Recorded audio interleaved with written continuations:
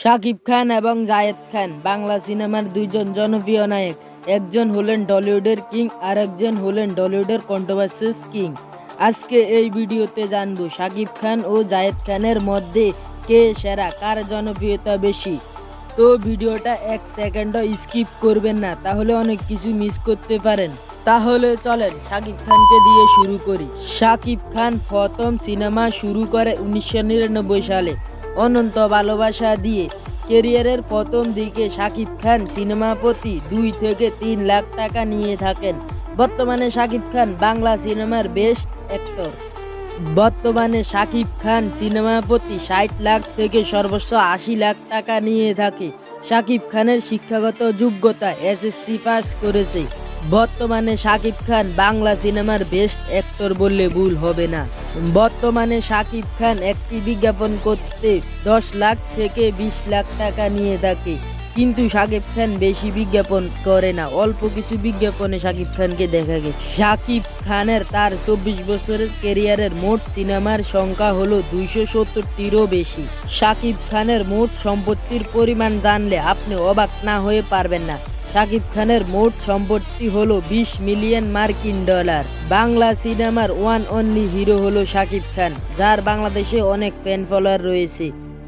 আপনারা কারা কারা শাকিব খানের ফ্যান, তারা কমেন্ট বক্সে বলতে ভুলবেন না। তাহলে চলেন এবার কন্ট্রোভার্সিস কিং জায়েদ খানের কাছে যাই। জায়েদ খান হচ্ছে ডিগবাজিতে সেরা, যে যেখানে সেখানে ডিগবাজি দিয়ে ঢুকে যেতে পারে। জায়েদ খান প্রথম সিনেমা শুরু করে 2006 সালে। সিনেমার নাম হচ্ছে ভালোবাসা ও ভালোবাসা। জায়েদ খান তার ক্যারিয়ারের প্রথম দিকে সিনেমা প্রতি 50,000 থেকে সর্বোচ্চ 1 লাখ টাকা নিয়ে থাকে। বর্তমানে জায়েদ খান সিনেমা প্রতি 10 লাখ থেকে 20 লাখ টাকা নিয়ে থাকেন। জায়েদ খান হচ্ছে বাংলা সিনেমার ওয়ান অনলি হিরো, যে কিনেছি আমি। এই যে স্যুটটা দেখেছো, এই স্যুটটা দেখছো, এটা রয়্যাল মালাবার থেকে কিনে। জায়েদ খান বিজ্ঞাপন প্রতি 2 লাখ থেকে সর্বোচ্চ 3 লাখ টাকা নিয়ে থাকে। বর্তমানে জায়েদ খান সাকিবুল হাসানের লগে একটা নগদের বিজ্ঞাপন করেছে, যা আপনারা অনেকেই দেখেছেন। জায়েদ খান তার ক্যারিয়ারে 40 থেকে 50টির মতো সিনেমা করেছে। জায়েদ খানের সম্পত্তির পরিমাণ জানলে আপনি অবাক না হয়ে পারবেন না। জায়েদ খানের মোট সম্পত্তি হলো 2.13 মিলিয়ন মার্কিন ডলার।